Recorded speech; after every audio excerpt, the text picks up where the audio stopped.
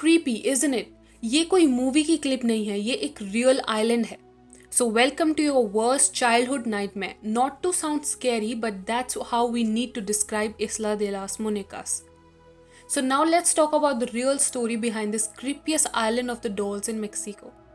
Mexico City's last vestige of Aztecs is one of the world's most haunted and tragic location, which is, of course, Isla de Muñecas. सिर्फ single एकड़ पे कुछ घर और झोपड़ियां हैं और उसके साथ है लटकती हुई डॉल्स. उनमें से आधी डॉल्स के पैर और सिर भी गायब हैं. Es muy aterrador, no es así. Por supuesto que es. Also, locals swear that they see ghosts and hear shadows stalking. They believe that this island is cursed. Cortez के टाइम पे बहुत से लोग यहाँ सोशीमिल्को से भाग कर आए थे और कुछ लोग कैनाल्स में छुप गए थे. इन लोगों में से काफ़ी औरतें और बच्चे थे and they were hiding from conquistadors. और कई औरतों ने पकड़े जाने के और रेप के डर से खुद को ही मार लिया था. ये आइलैंड काफ़ी सेंचुरीज से गायब होने की जगह ही था. Remarkably, it's within the city limits of one of the world's biggest metropolises. Mexico City was originally an island in a volcanic caldera lake surrounded by the Sierra Madre Mountains. Aztec Empire इस area का development शुरू करने वाला पहला इंसान था जिसने man made island build किया, which is known as Chinampas. और फार्मर्स के लिए उसने नेविगेट करने के लिए एक कैनाल सिस्टम भी बनवाया था. After the Aztecs were defeated in the Spanish Aztec War, much of the Chinampas were filled in and turned into the basis of the city. Except for that is the most southern end of Mexico City in Xochimilco, where the Chinampas and canal systems still exist. An integral part of local life in our UNESCO World Heritage Site.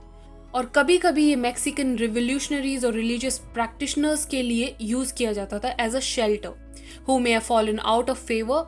और उनमें से कुछ इन canals में मारे गए या फिर डूब गए थे. तो ये थी उस आइलैंड की हिस्ट्री. अब बात करते हैं कि वो आइलैंड एक हॉन्टेड आइलैंड कैसे बना. 1950 में हुलियन संताना बरेरा को पानी के बॉटम में एक लड़की की लाश दिखी, because earlier the water was so clear that you could see the bottom. वो लड़की अपनी सिस्टर और अपने फ्रेंड्स के साथ स्विमिंग कर रही थी and suddenly the current took and the girl drown. और ये बात रोगेलियो सेंचेज सेंटाना ने बताई, who is the current guardian of the dolls and a great Neiphiu of Barrera. और रेगालियो के अकॉर्डिंग जब उसके अंकल को डेड बॉडी मिली थी उसके बाद से ही उसके ट्रबल शुरू हो गए थे. He said the spirit of the girl was living in sorrow. और डेड बॉडी जब मिली थी उसके दूसरे दिन ही हुलियन को भूत दिखने लगे थे. और एक दिन जब वो उठा तो उसने देखा कि उसकी सारी क्रॉप्स खराब हो गई हैं. हुलियन ने अपनी क्रॉप्स को बचाने के लिए हर चीज़ ट्राई करके देखी, बट ही फेल्ड. और फिर उसको लगा कि उसकी क्रॉप्स उस स्पिरिट ने ही खराब की हैं. हुलियन बहुत ही ज़्यादा डर गया था. बरेरा ने आइलैंड पे अपने कमरे के कैबिन में एक एल्टर बना लिया था जहाँ वो और उसकी वाइफ रहते थे, in hope to appease the spirit. But the spirit still came. और तभी से बरेरा ने डॉल्स कलेक्ट करना शुरू कर दिया था as a way to protect himself as well his family from that spirit. And over the next half century Barrera collected more than 1000 of dolls. Some from the trash in the area's main city and others gifted by neighbors and visitors.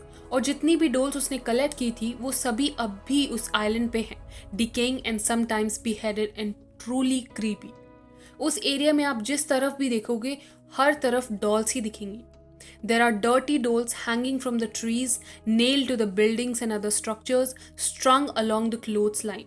और according to Santana 2001 में heart attack से Barrera की मौत हो गई थी, लेकिन उसकी मौत एग्जैक्टली उसी स्पॉट पे हुई जहां से उसको उस लड़की की लाश मिली थी. रोगेलियो ने कहा कि उस लड़की की आत्मा बरेरा के पास आई और उसको पानी में खींच के ले गई और उसी वजह से उसकी मौत हो गई. और बरेरा और उसकी वाइफ को बच्चे नहीं थे and they blame this island for this. And Barrera के मरने के बाद एनाथेशियो टुक ओवर, लेकिन उसकी भी 2019 में डेथ हो गई थी. अब सेंटाना ही उस आइलैंड को संभालता है. वैसे तो उसके बच्चे और बीवी खुद भी आइलैंड पे ही रहते हैं, which is 20 minutes away from this scary island.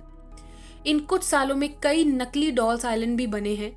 ये काफ़ी बड़ा बिजनेस बन गया है क्योंकि टूरिस्ट भी आते जाते रहते हैं. लेकिन वो जितने भी आइलैंड हैं सब फेक हैं. There is only one true island of the dolls. Santana का कहना है कि जब वो आइलैंड पे रात को अकेला रहता है तो उसे कुछ शैडोज दिखती हैं. और जो विजिटर्स उस आइलैंड को विजिट करते हैं उनमें से कुछ बताते हैं कि उन्होंने डॉल्स की आंखों के मूवमेंट को देखा है. इवन कुछ डॉल्स को विस्पर करते हुए भी सुना है. अभी फ़िलहाल उस आइलैंड पे 2000 डॉल से भी ज़्यादा है, क्योंकि जितने भी लोग घूमने आते हैं वो भी अपनी खुद की डॉल लेके आते हैं और वहीं लटका देते हैं। और डॉल्स के साथ साथ वहाँ पे एक छोटा सा म्यूजियम भी है with articles from local newspaper about the island and the previous owner. वहाँ एक स्टोर और 3 कमरे हैं जिनमें एक बेडरूम के लिए यूज़ किया जाता है, और उसी कमरे में आप सेंटाना की कलेक्ट की हुई डॉल देख सकते हैं। Some of the visitors place offering around the dolls in exchange for the miracles and blessings, and some other change their clothes and maintain it as a form of worship.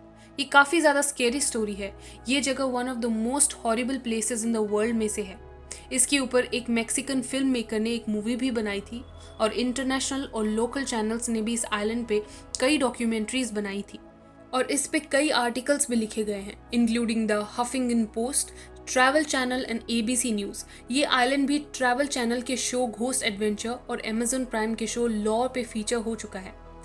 तो ये था इस्ला दे लास मुनेकास की कहानी। अब इस कहानी में कितनी % सच्चाई है ये तो हुलियन संताना बरेरा को ही पता है।